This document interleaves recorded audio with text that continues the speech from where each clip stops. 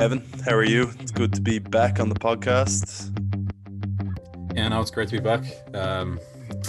Great week. We recently reopened in Ireland, so everyone's in, I think, better spirits than the last 18 months. So it's good to finally have a bit of normality.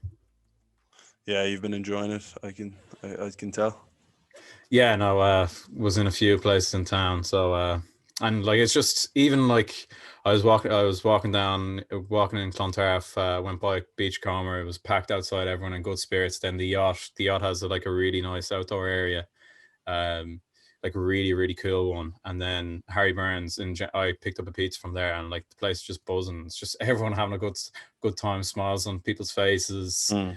like all the old people back out again who are like petrified to leave their homes, so Yeah, it's great to see that stuff. yeah. No, I've been delighted just from obviously I've had so much freedom the last few months in Sweden that to be able to see. I've been talking to people from home the last few months, and it's been so grim that it is so good to see a bit of positivity because I think in Ireland it's been like constant negativity. So it's good.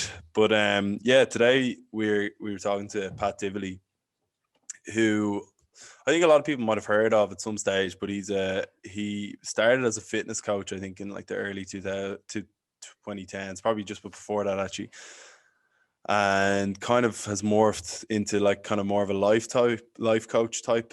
I kind of came across him first, I think, when I read his book. It was in my house called Upgrade Your Life. I don't know when I read that a couple of years ago, probably. But he's not on to talk about that. He's on to talk about a book called Awareness by Anthony de Mello, which was written, I think, in the 80s. And Anthony de Mello is a Jesuit priest from Mumbai. And the book obviously is about awareness. So I suppose, how do I describe awareness? It's kind of like that increased conscious state of mind that people can acquire. And it does kind of come up from in a bit of a like a Catholic way or a Christian way. But interestingly, something that we talk about in the podcast is that the Catholic Church like have a disclaimer on this book that it's not doctrine of the church. So I think that's always, you know, that kind of increases the desire to read it as well when someone doesn't want it to get out like that. But yeah, I don't know, Evan. I don't know what awareness means to you.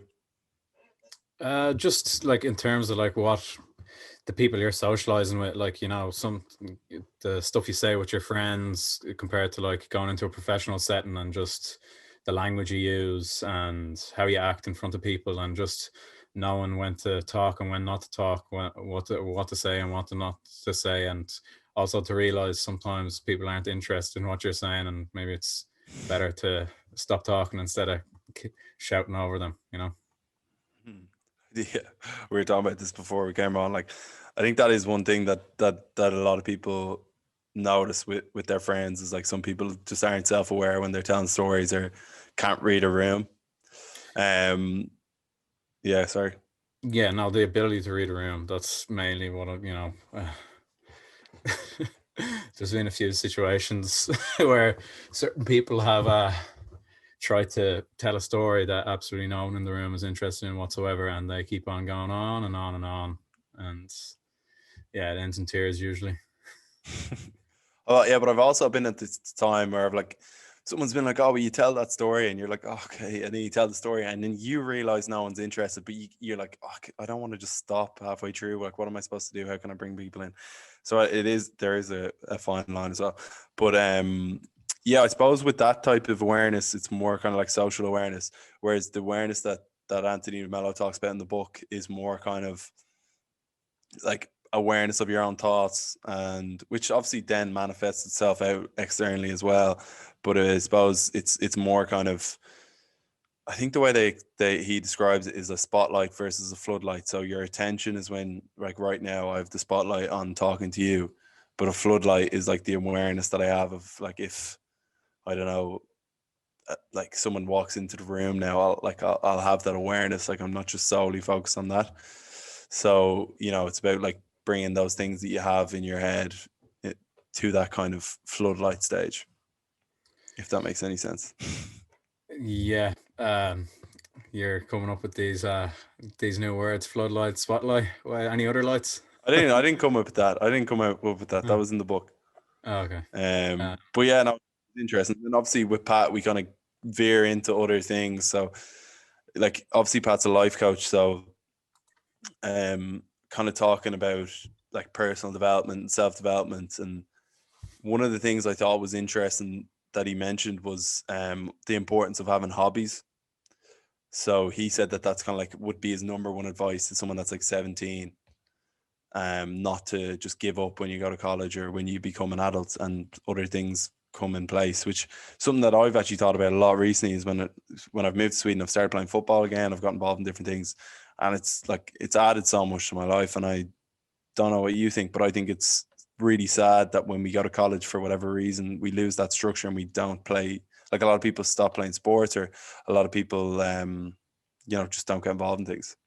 Yeah, no, and that's one of the like it's mad to say, but one of the good things that came out of like coronavirus and COVID-19 was taking up golf for me. Like it just gave me a complete new lease of life and not a purpose, but like getting out on the golf course or getting just like being in with nature, and you're off your phone for 4 hours at a time. You're with some of your best friends, and it's just so nice, especially on a sunny day. Like there's nowhere else you'd rather be in the world, you know. And also the podcast as well. Like this is giving us like something to do. And like I was in college there, and college can only take up so much time, and as well, Yeah. like when you are doing college from home, it's very easy not to do college. If you know what I mean, you know, lying in bed and stuff like that. It actually becomes easier to knock out the lectures, which makes no sense really, considering how easy it actually is to go to the lectures. But yeah, no, I think hobbies are so important, because during college most people's hobbies are going on the piss. Like that is a large percentage of our people of our generation, that is their only hobby, like, which is not great at all. Yeah. No, and I think that's the funny thing is like we just push all the other things out so we can make that night out or whatever. Whereas like if if you're playing football, you're actually still with your mates, or like when you go play golf now, you'll be with like some of your closest friends and you'll spend like really good quality time with, and the conversation can flow in a different way because like you can focus on like the shot and then like have the little chat in between, and it's I don't know, Yeah, it's like and it's not funny how only not only sorry, yeah. that, but then when you do go drinking, you think you deserve it because you have like Mm, actually done something. You have kept active, like for like golf. Obviously, like it's not exactly like you wouldn't be dead after a round of golf, but you are walking for 4 hours, and you do cover like you'd cover like between 6 and 10 kilometers, like doing in those mm, 4 hours, you know. So and especially it depends on the golf course you're on, but a lot of golf courses would be like up and down, like undulating. So it is a bit of a like it is a workout in itself. So it mm. just gives you that reward, like when you do have a point after, like you actually think you deserve it, rather than like, you know, just going to the pub on a Friday or Saturday, haven't done nothing the whole week, you know. Yeah, yeah. Yeah, no, it's so true, and it's like you can even see there when you're talking about golf, like you're really into it and you're like passionate about it. And like I don't know if a lot of people have that thing outside of their job or whatever. It's like, college that they're really looking forward to every week. Like I think I lost that for a couple of years, and I'm glad now I've got so many other things. It's not just like I finish work and I'm glad to go to bed. It's okay, I might have this to do for that, or I have a bit of football tonight.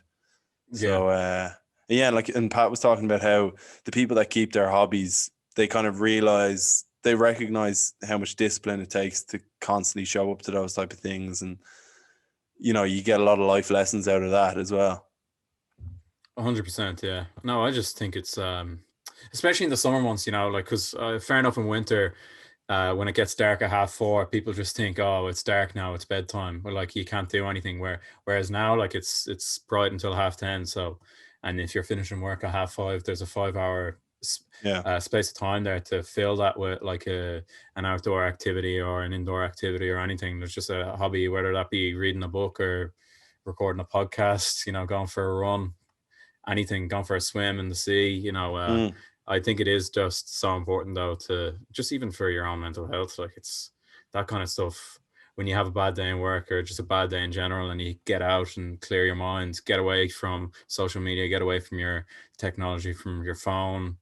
Um, yeah, it has such a benefit though. Like, it really does. And I'd strongly advise anyone who doesn't have a hobby or anything to really just get involved in anything, whether that be whatever it is, just do something that is something different, that isn't just what you're doing day to day, because it does make such an impact.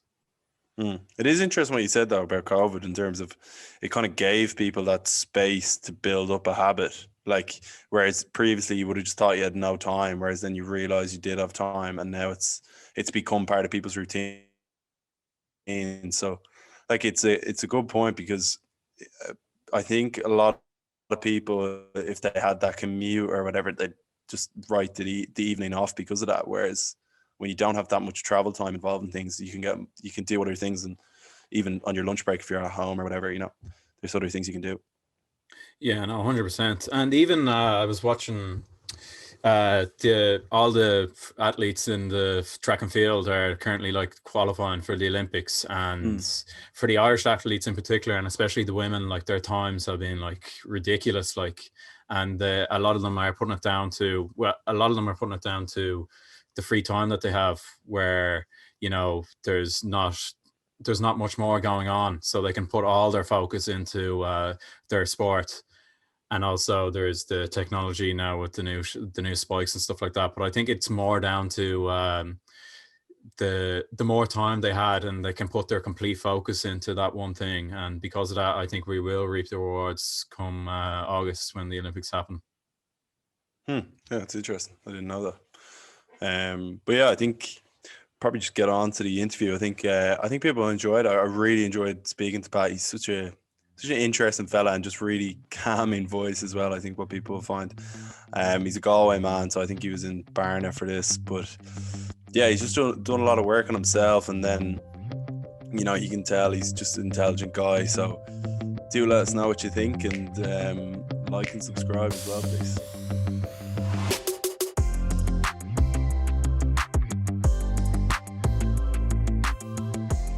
Divilly, you're very welcome to the podcast. Thanks a million for coming on. As we were just talking before, hard man to track down, but I'm glad we have you now.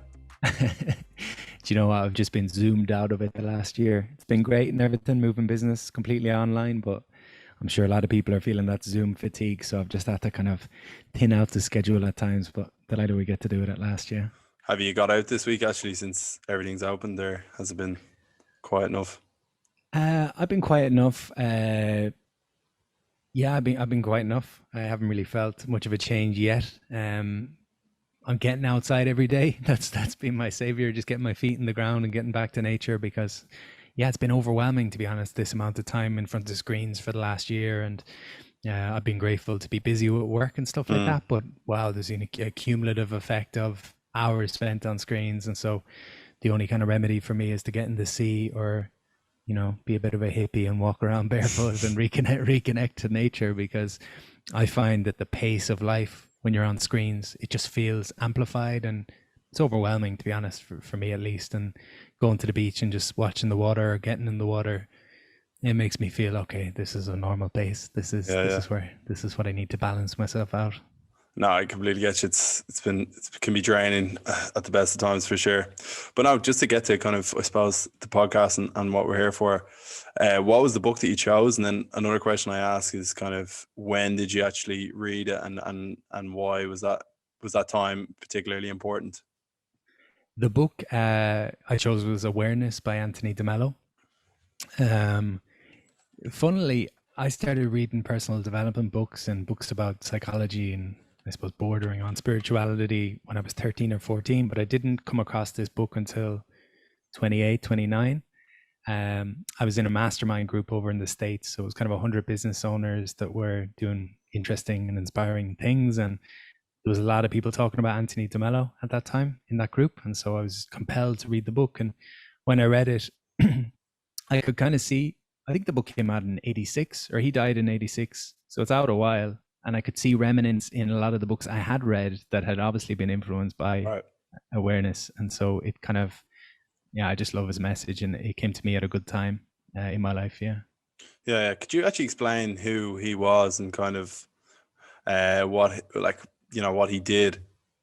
Yeah, I feel like I'm going to let myself down a little bit, because when I was reflecting on the book, I was like, oh God, the book was so influential that I feel it changed how I see the world fundamentally. But then I don't know how much detail I have in terms of the stories within the book. But my understanding, Anthony de Mello, was he was a Jesuit priest who was very much influenced by spirituality, and the church didn't really know what to do when he passed, because they weren't sure whether to celebrate him, because his message had always been that you have the answers within yourself, that your happiness in life is going to come down to your perceptions and your willingness to sort of look at your conditioning, and that you're a sovereign being.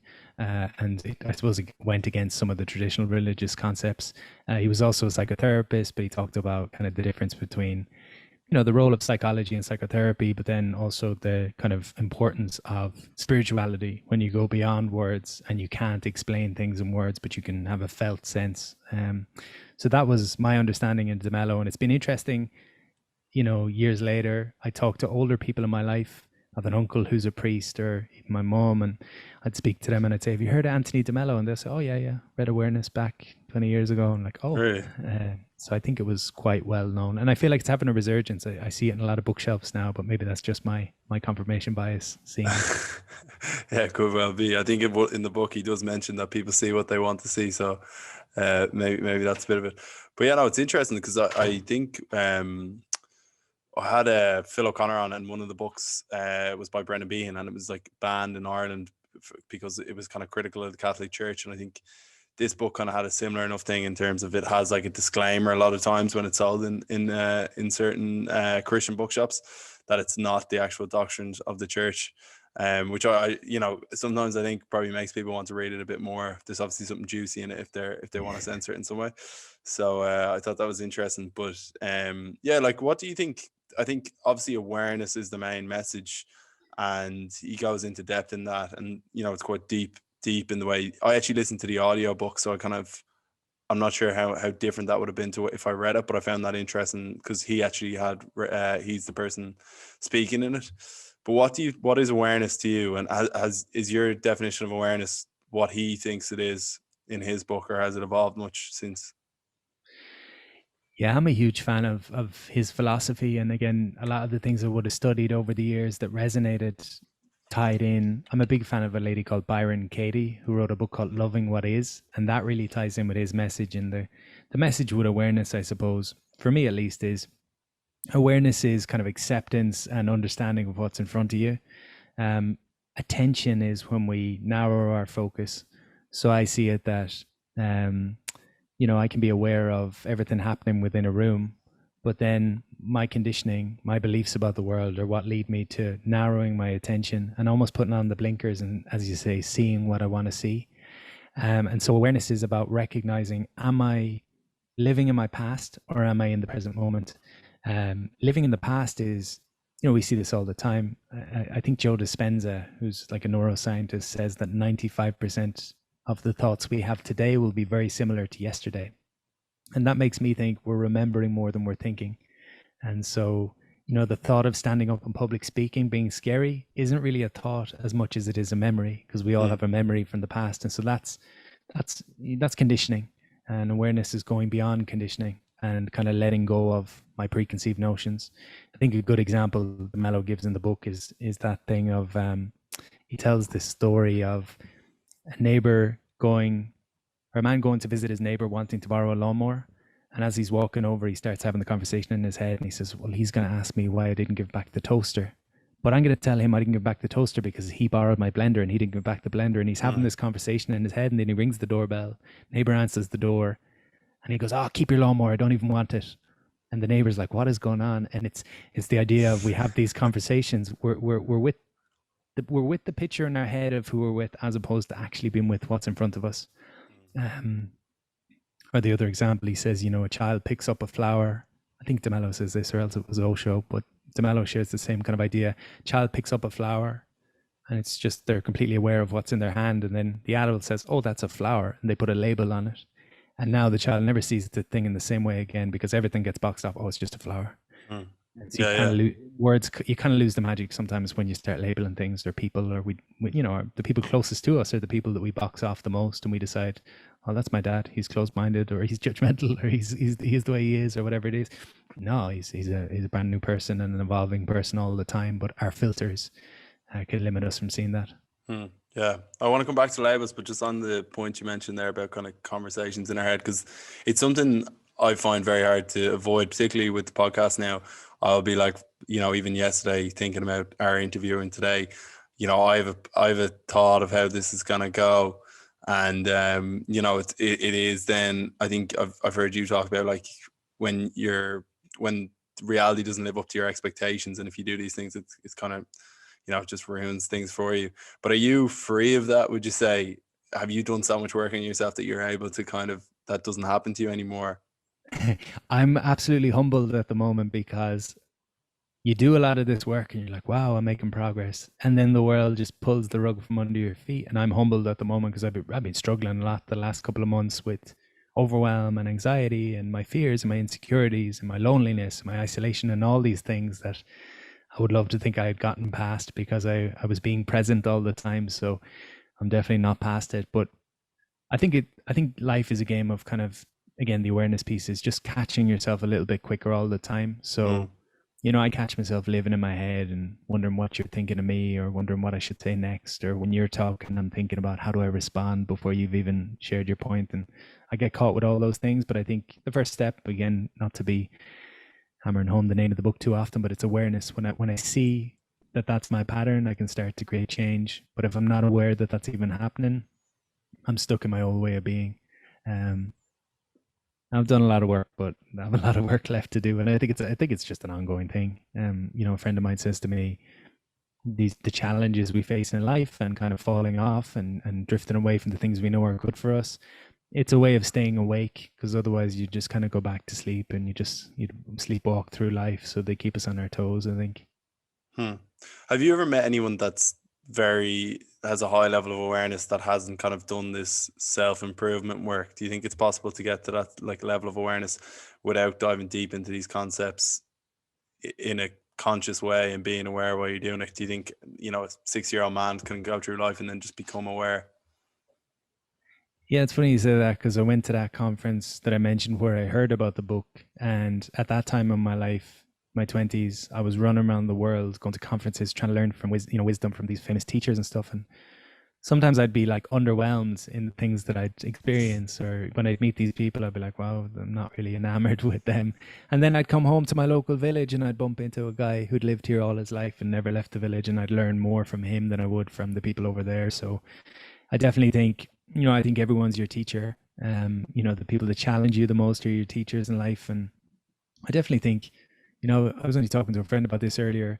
One of my challenges in life, what a first world problem, but is the amount of choice that I have in life. There's so many things I can do. There's so many places I can go. There's so many courses I can study, and it's overwhelming at times to try and narrow the attention. So I think there's a gift in the people that maybe early on in life choose their path and stick with the path, and maybe they are more aware and they're not as much in their heads because they're just in the, you know, maybe a guy working on a farm is just in the work and taking it day by day and being present to what he's doing. Whereas I think, again, me living in front of the screen sometimes sends me up into my head and away from the present moment. So I think definitely people can be at different points. Some of the people that study this stuff, like me, had to come and study this stuff. So I probably needed it more than your average. So some people are probably steps ahead of me.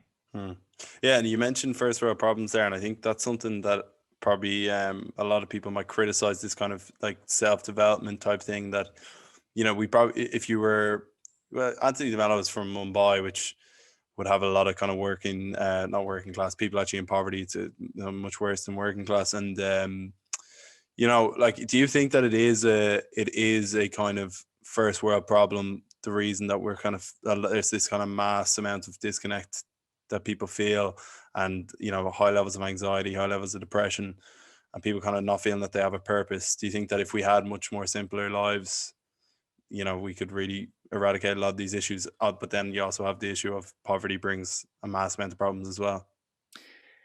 Yeah, I've recently come across this kind of concept of the village, which I really like. And the village is this idea that, I don't know, if there's 150 of us living in a village, each person has a role and we all need one another to survive. So you've got the carpenter, you've got the nurse, you've got the doctor, you've got the mechanic, everyone's got a role. And so with everyone having a unique role and an individual role, nobody needs to get ahead of anyone else, and no one needs to pull anyone back. And it's not an individualistic society anymore. It's a tribal thing, because you think about humans, we've got very little going for us in the bigger scheme of things. If you put us out in the Sahara Desert, we'd be dead within minutes. The thing that kept us alive was the tribal roots and the fact that we came together and we collaborated. But that's been lost in a big way because the individualistic kind of idea of getting ahead. And again, I think if you have your role within the village, you feel you have purpose because you fit into that ecosystem and you connect with other people. So, I mean, I don't know what the solution is there in terms of, we're not going to go back to living in that probably structure, most of us, but I think about it for myself. Most of my work has moved online, and sometimes I feel disconnected from purpose, and I only feel the real meaning in my life and the real connection in my life when I'm on the ground doing the work on the ground. So I think for me, it'll be going back doing a bit more local level work will be important, even if it's not financially lucrative. I think it's something I need. So yeah, to your point, I think this drive to get ahead and to be seen, to be successful, is definitely something that pulls us away from ourselves. And also, the chase for commercial things. Johann Hari talks about it in his book Lost Connections, this kind of idea that the opposite of, what is it, the opposite of connection is addiction. And as we become addicted to our phones and our alcohol and drugs and drink and whatever else, that's trying to fulfill upon this lacking piece that is connection, that we can only get that through coming together. I don't know if I've answered your question there, but yeah, that's where my head's at with that. Yeah, no, it's interesting. But you say that to come together is what we need, and I think Anthony de Mello might disagree with you to a certain extent on that. I think he kind of doesn't like that we put so much kind of emphasis on external things, particularly people, and he talks about love, and I didn't really agree with him on that in terms of, I think connection and being with people is something that a lot of people get the most joy out of, and it's not kind of this way to distract them from their own internal battles. It's just that this is nice to do. I don't know what you think about that, but I think that's actually one of the most important things we have in life. And I don't think he's explicitly saying that, but I think, to become this completely autonomous individual is maybe not the best thing for our lives. Yeah, if I was going to put the two things together, like his concept alongside this concept of the village, I'd be saying that for that village to work, you've got to be true to your inner calling as to what feels right for you to do. So he talks about kind of what is selfish, and he says, well, it's selfish of me to think you should be doing something that you're not doing. It's selfish of me to think my dad should be different how he is. Selfish of me to think my brother should be different how he is. Selfish of me to think my boss should be different how he is. What's not selfish is to be who I want to be. So it's that kind of thing of, can I check in with myself enough and be honest with myself enough and not be I think what he's getting at is, so many of us look for acceptance and validation and approval outside of ourselves that we haven't found within.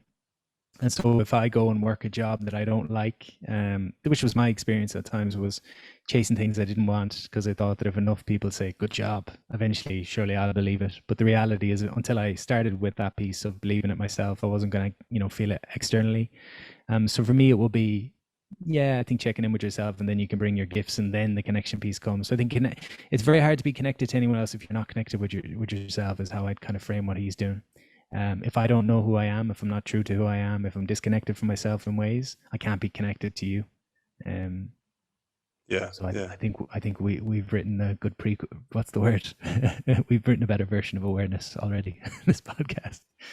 No, but there's so many different bits in that book where I just stopped and I was like, whoa, that's a very interesting way of looking at things. I think you mentioned labels there earlier as well, and I love the way you kind of talked about a word, and obviously labels usually tend to be words, or they just miss out on so much complexity of what actually someone is and what a system might be or what a country is.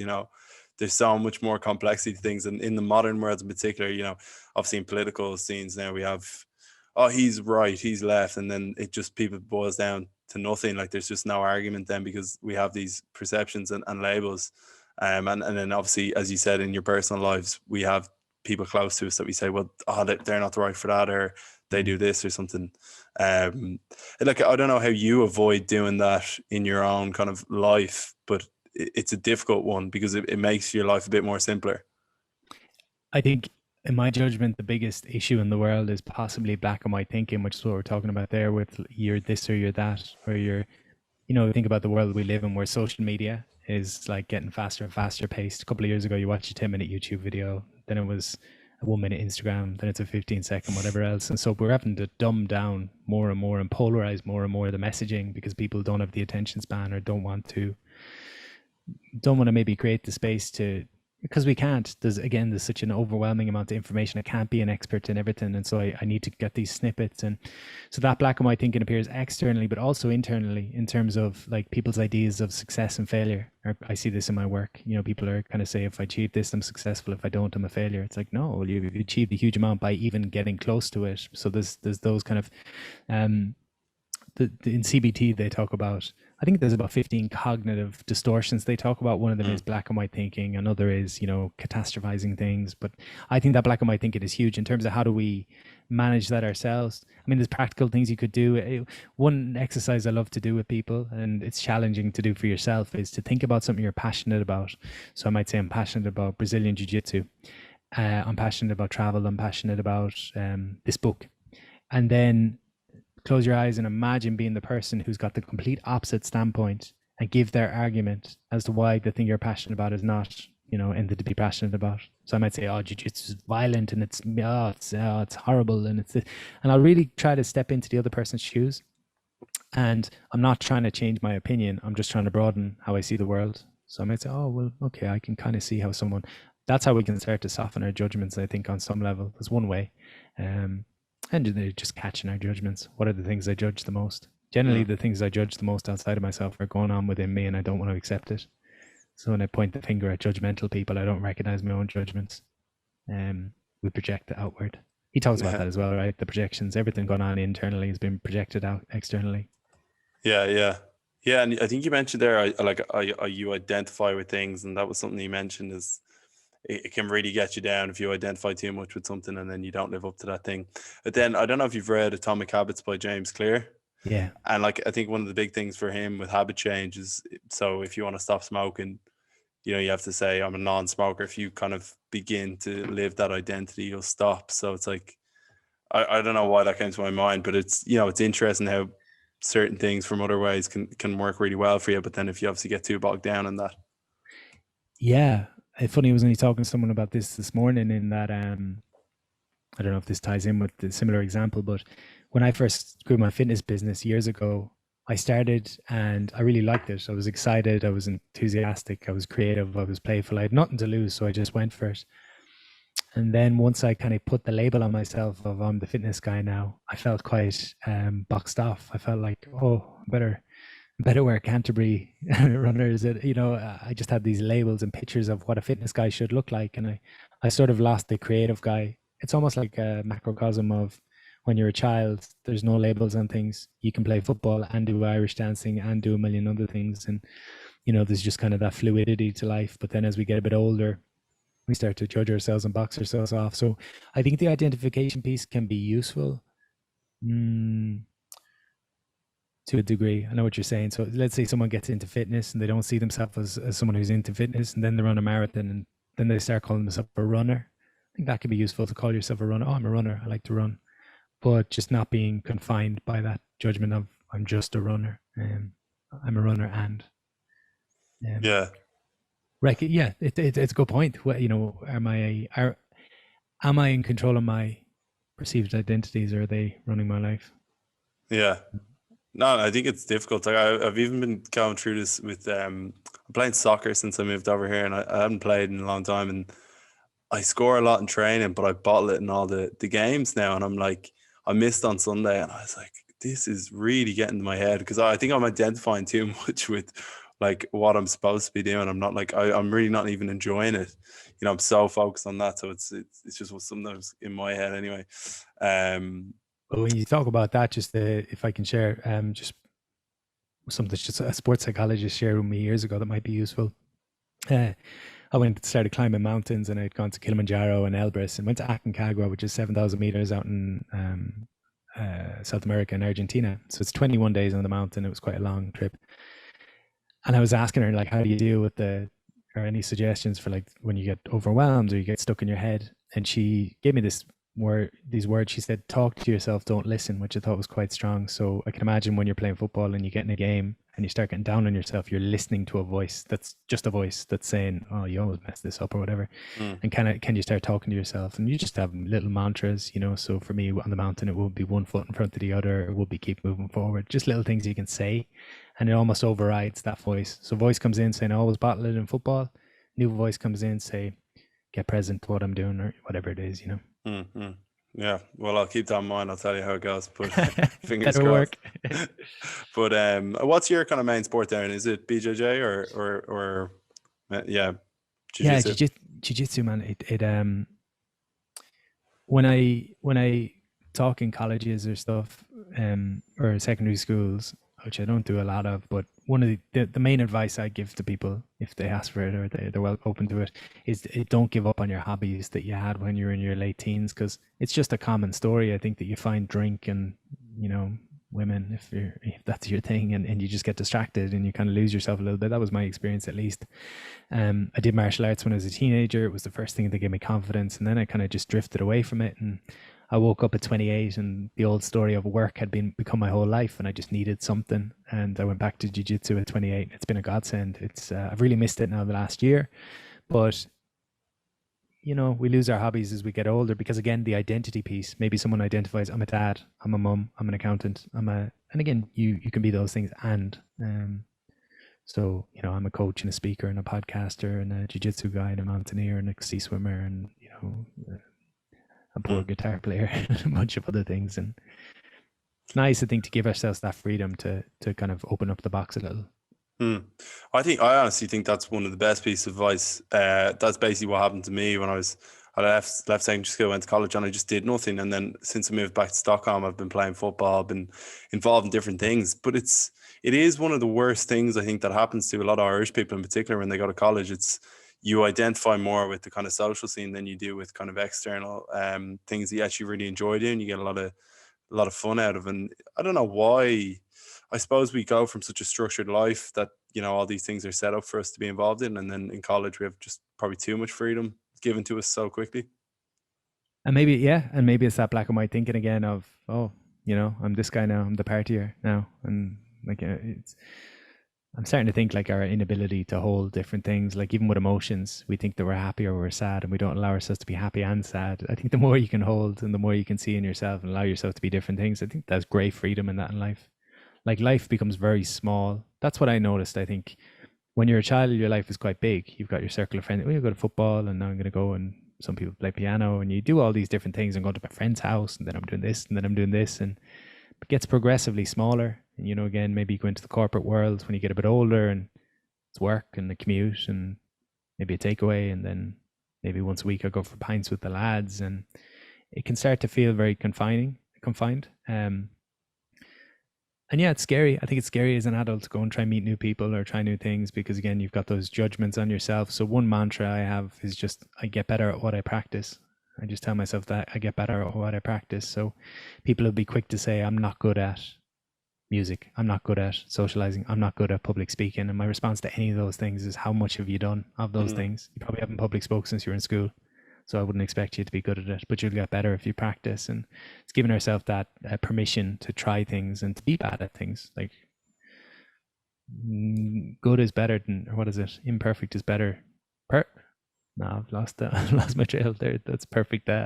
Perfect example. Done is better than perfect is the expression. I started surfing 2 years ago. I tell that story sometimes in seminars, and I told a friend, oh, I'm going surfing tomorrow. And she said, oh, my friend's a professional surfer as well. And I said, oh, whoa, whoa. I'm not a professional surfer. This is my first thing. And I went down. I did my first lesson with a bunch of 10-year-olds. I just got thrown in with a 10-year-old birthday party and I fell off the board for 2 hours. And I drove home to Galway feeling like success, like that's success, because I spent 10 years thinking about surfing. And then I got out there and actually did it. To me, success is a step forward compared to where you were. But most of us, success is the picture of what we see on Instagram with someone else doing, with no context of how much work they've had to put into that. So again, it's having the patience with yourself to allow yourself to start things, I think, is key. Yeah, but do you think that maybe our kind of the fact that our only social outlet as you get older is a pub in Ireland, whereas it's so nice to just if you want to go surfing that you have a couple of friends to do that with, or if you want to play football you got to play five-a-side and you're actually still out and about with people, and it's not a crazy thing that's happening, but it's also really enjoyable in a different way. So some of these like big issues that are like societal and I suppose cultural, if you will, I'm not sure what the answers are, but I do hope that like having these conversations, maybe one or two people listen and resonate and say, that's my hope, is like there's people that came before me that sped up some of my learning curve and told me, oh, Pat, don't waste your 30s living in the pub. And so I said, okay, I'm going to get back doing things. And they woke me up a little bit. And, waking up is just seeing that there's different ways of living life. You don't have to live life the way you've always lived life, and you can change. Any day is a chance to change. So I suppose hopefully someone listens to this and say, oh, I'm going to hold on to that hobby, even if it's once a week. Or you asked earlier about, do you think people have awareness without having to ever look at this work? And one thing I notice in people that hold on to their hobbies, they don't need to go to personal development because they learn everything they need in their hobby. They learn the importance of having a goal, of having a vision, of being consistent, of having a coach, of being surrounded by like-minded people, of staying consistent, of the power of practice. Like all of these things, like, I train with young guys in martial arts and Jiu Jitsu and things that'll never have to read a personal development book, that have a lot of those principles in mind, and they'll be able to do anything they want when they're older because they recognize that if you keep showing up at something, you get better. So yeah, no, that's a really good way of putting it, actually. Really, really interesting. And just one thing on the kind of your line of work, something I've asked a few people is, it's kind of like a lot of like bullshit people out there that aren't kind of giving really good information. Now the internet's kind of democratized this kind of line of work, and I was just wondering, like, how do you make sure you differentiate yourself in this world, and then also kind of just do you ever just look at things and think, Jesus Christ, like I don't want to be associated at all with that type of stuff, Yeah, I have a hard time, like, when people ask what do you do. I don't like saying I'm a coach, and I don't like saying I'm a speaker. And sometimes I get introduced as a motivational speaker, I'm like, oh. What I'm trying to do, what my purpose, if you will, or mission is I was involved in physical fitness, and I recognize that to look after your health, you have to look after that physical aspect, the physical fitness aspect. You shouldn't, or it's best not to wait until the doctor says, oh, you're sick, and then start looking after yourself. And my experience with my own mental health and emotional health was, I kind of rolled the dice every day, and I was waking up saying, I hope I feel good today. And then if I didn't feel good, I felt like a victim to my circumstances.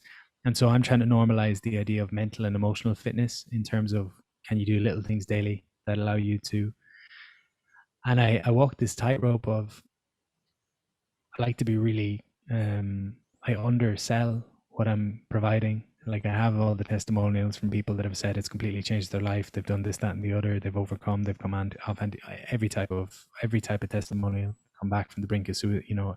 All sorts of things.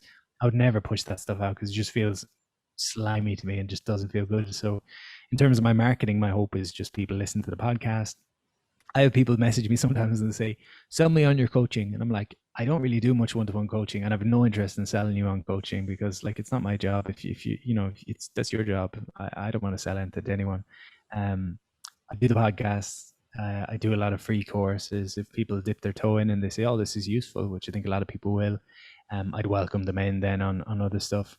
But everything I teach or share is just stuff I've gone through myself. I'll never talk about parenting. I won't talk about stuff I don't know about. That's how I try to stay as congruent as I can and catch myself. Yeah.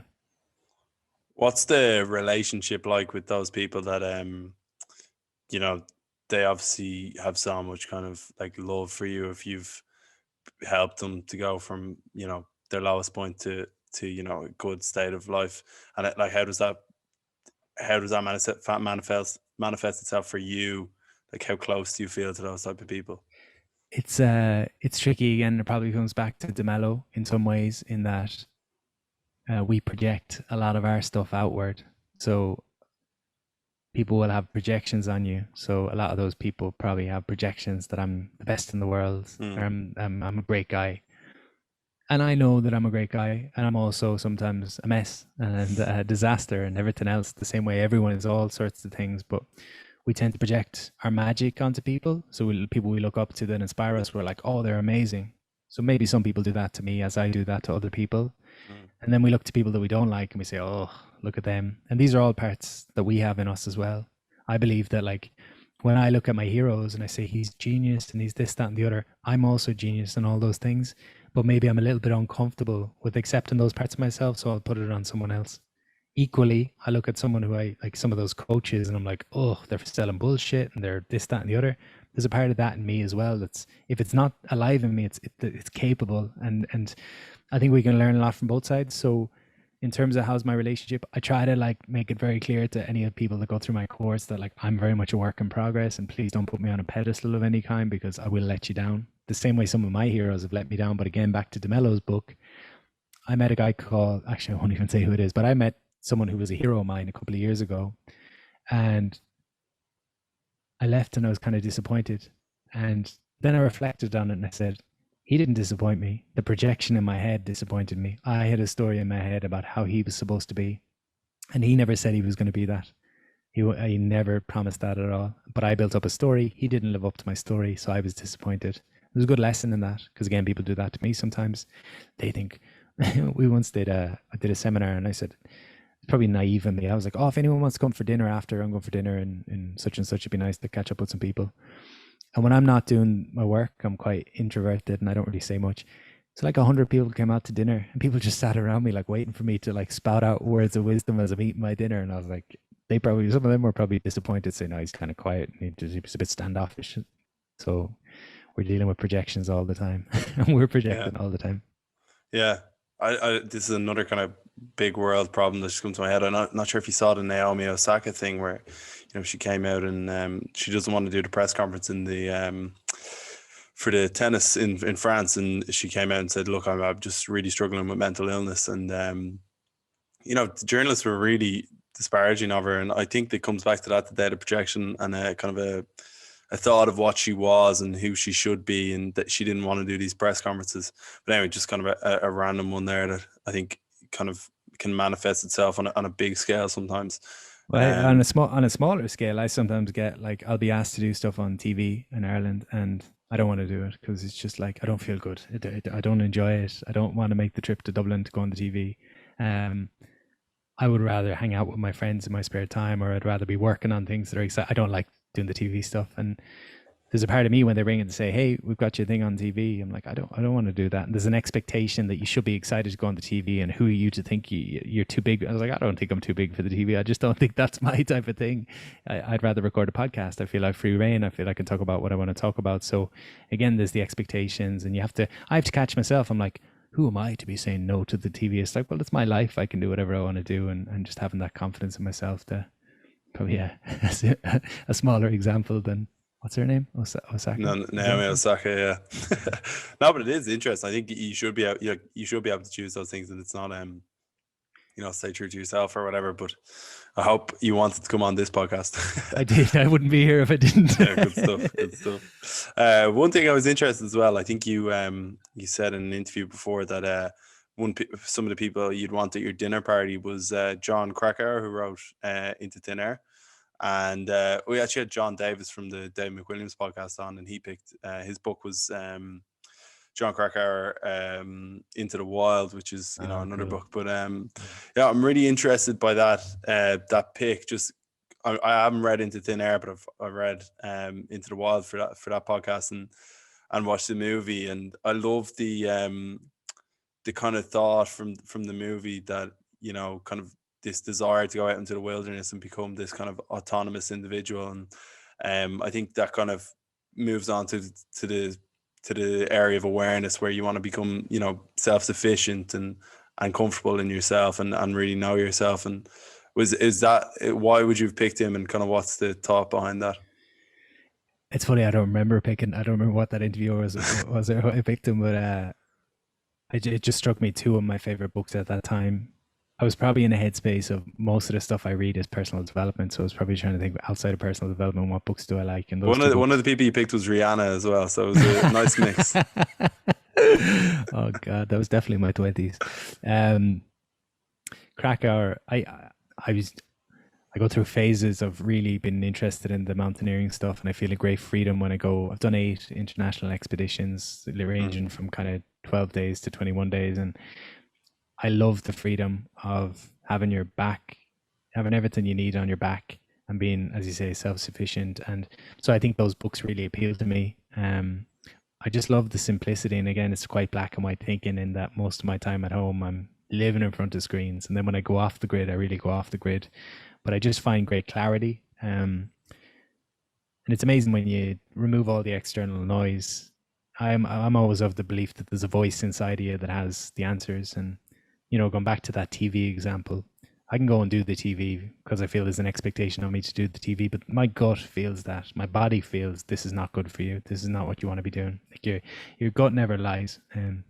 One of my mentors says, your gut is binary. It's a yes or a no. So you ask me, do I want to do something? It's your gut knows yes or no. But then the head comes up with, well, you probably should because this, that, and the other. So your gut knows if your job is right for you, if your relationship is right for you. Your gut knows one of the questions I sometimes ask people, I'll ask, you know, what would you do, you know, if you could do whatever you wanted to do for work? They'll say, I don't know. I'll say, oh, I know you don't know, but if you did know, what would you do? And straight away they'll tell me because we know. We just kind of covered up. But yeah, back to John Cracker. I like to go off the grid and just find that clarity. It when you remove all the external noise, the voice that's inside goes from a whisper to kind of a clear, audible. I always come back from a trip knowing what my next move is because I've created the space to listen to myself and not be distracted by everyone else's thoughts. Yeah. Yeah, interesting. Yeah. And how long, like, do you literally, would you bring your phone at all? And how long do you go on? What's kind of been your average trip length? Well, those international expeditions usually about 2 weeks to 3 weeks. And it's an interesting arc. It's kind of like the first couple of days you're a little bit, you're like, oh God, I have no contact with the outside world. This is kind of strange. But then you kind of settle into it. It's normal. I'm just a real culprit for being addicted to technology. I recognize that in myself. It's kind of scary when I think about younger generations because sometimes people are like, how do we deal with the younger generation? I'm like, I'm not going to try to fix anyone because I need to fix myself. But, you know, after a couple of days, again, there's this. So yeah, 2 to 3 weeks, generally, with very little, if any, contact with the outside world, just pen and paper. Actually, you bring pen and paper, usually don't even end up writing because just be wrecked. But I find, again, the village concept, again, that thing, I suppose, of sitting around with 20 people, climbing a mountain, living in tents for 2 to 3 weeks, sharing meals, playing cards, all that kind of thing it's really nourishing, I think, for the soul.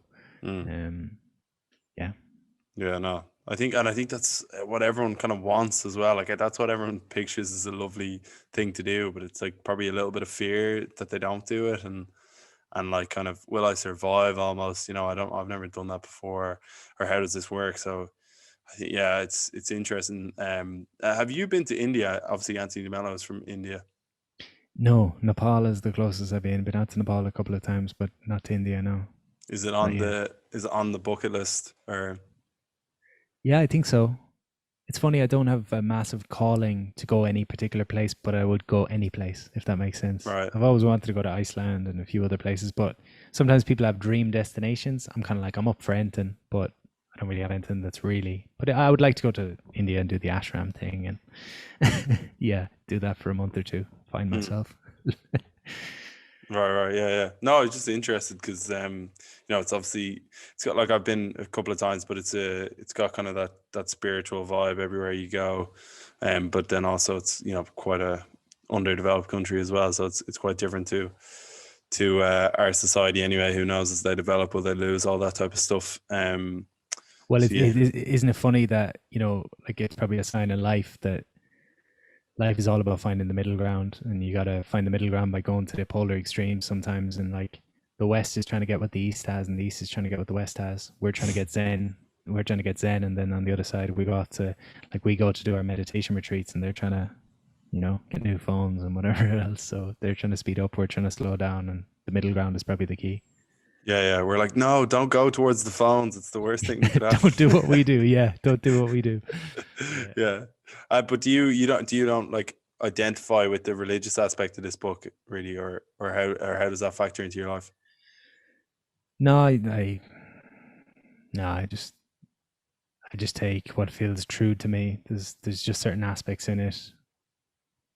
That's a book that I think you need to read like a couple of pages and then reflect on what's been said, and just like there's certain bits that really touch you. You can just feel beyond the words, I think, as fluffy as that might sound. There's a resonance there. So I just take, it's the same with everything. I take what, and again, that's again getting away from that black and white thinking, is take, Bruce Lee had a quote, take what works, dismiss what doesn't, and make it your own, kind of thing. That would be my attitude. Read as widely as you can, and, you know, study as widely as you can, and be open to hearing different people, and then just make up your own decisions and have your own way of seeing the world. Mm-hmm. Yeah. And how important has reading been actually for you in terms of your just general life? It's been huge professionally. I think I'm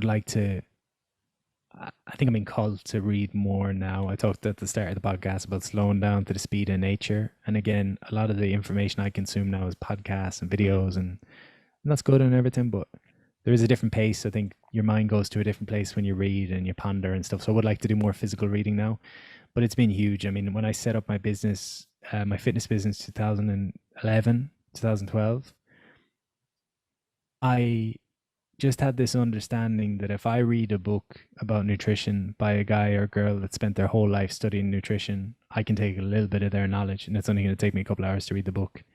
And so I would read incessantly and start putting together plans. And then when I got a couple of clients and I made some money, I'd buy more books and more courses. And I've always believed, you know, that there's a lot of people that have come before me and a lot of people around me that have got this, have done a good job of figuring out life. And back to the village, part of the village concept would be that there's older people in the village, and you don't put them in the nursing home. You sit with them and you learn from them.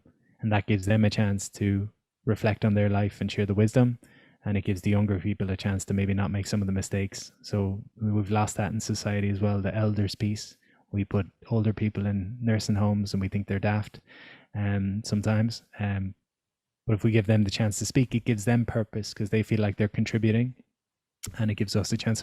So maybe we don't have elders in our lives, but again, the books from the people that came before us provide that guidance. And, you know, I've really felt that calling to older people in the last couple of years, because again, as you say, there's a lot of bullshit out there now on social media because everyone can be an expert all of a sudden. And so I want to learn from the people that are doing this stuff for 40, 50 years, that have been through the dark night of the soul, have had the struggles, the challenges, going back longer than I was alive. That's where I can learn. I'm not going to learn from someone, you know, learn from everyone, but yeah. And yeah, you mentioned mentors earlier. Are your mentors of a certain age, or, you know, and how have that come about, and how important do you think it is in your life to have those mentors, and would you recommend it? Yeah, I think it's huge. It's kind of changed for me over the years in terms of when I came into fitness. There was definitely mentors that taught me fitness, how to swing kettlebells and how to do push-ups and whatever else. And then there was business mentors that taught me how to package what you do and make it something that sells. My mentors now are more people that are a support system, I suppose. I find the mentors a couple of years ago were telling me what to do. I'd go and I'd ask them a question. I'd be like, you know, what should I do in my business? They'd say, do this and this and this, and they'd done it, so they'd kind of share. Whereas the mentors now are just holding a safe space where I can express what's going on for me, and they're not telling me what to do. They're just having me ponder different things. So they're more coaches, or I guess now, or yeah, I guess they're mentors still. So I'll sit with them and I'll say, I'm kind of overwhelmed at the moment. I don't really know what to do. And they don't tell me what to do. They just hold space for me to have a conversation. Yeah.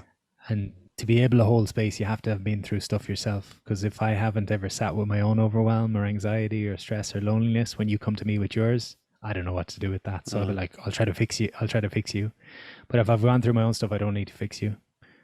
I can just sit with you and allow you to work on, work on the things yourself and figure it out yourself. I think that's something that's missing as well for a lot of us.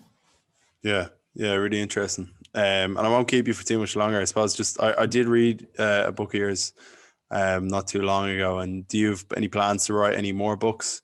And like, what's your how was that experience? I just finished a book, and it feels like my first book. I know you read Upgrade Your Life, which was a couple of years ago. I did 3 books. So I did 2 fitness books, and then I did Upgrade Your Life, which again, I look back, I'm like, oh God, very basic and everything else. But I suppose it serves its purpose, and it probably serves some people. But I just finished a new book, which is coming out at Christmas, which I don't think I can say the name of the title yet. But the book is about the stories we tell ourselves and the way we speak to ourselves, and the impact those stories have. So it's largely based on cognitive behavioral therapy and meditation and journaling practices. So it was tough, man. It was hard. I had people helping me with the last 3 books, and I probably underestimated how much help I had. Whereas this one was loan shark in it and 110,000 words. It definitely gave me something to work on in lockdown. But I'm excited for that, and I just hope it kind of serves people. And again, I hope in the same way that I read books from people that had spent years figuring their stuff out and then sharing their wisdom, I hope that like the 10 years of ups and downs that I've had, and trying to learn to navigate my emotions and understand my inner critic and my imposter syndrome and all these different aspects of myself, if people can pick up my book and pick up a few tips, I think the job is done. So that's the hope. Yeah, brilliant. We might get you back on to speak about that book if you're up for it. But it's been a pleasure 100%. speaking to you. Really enjoyed it. I learned so much and really enjoyed reading this book while listening to it. I did the audiobook, but just a pleasure. I've always really admired you, and I'm really glad to have had the time to speak to you. So thanks a million. Thank you, and well done on what you're doing. It's a great concept, and I've enjoyed the chat, and it got me thinking. So cheers. Better than going on the TV. That'll be my tagline now. Yeah. Cheers. We'll chat to you then.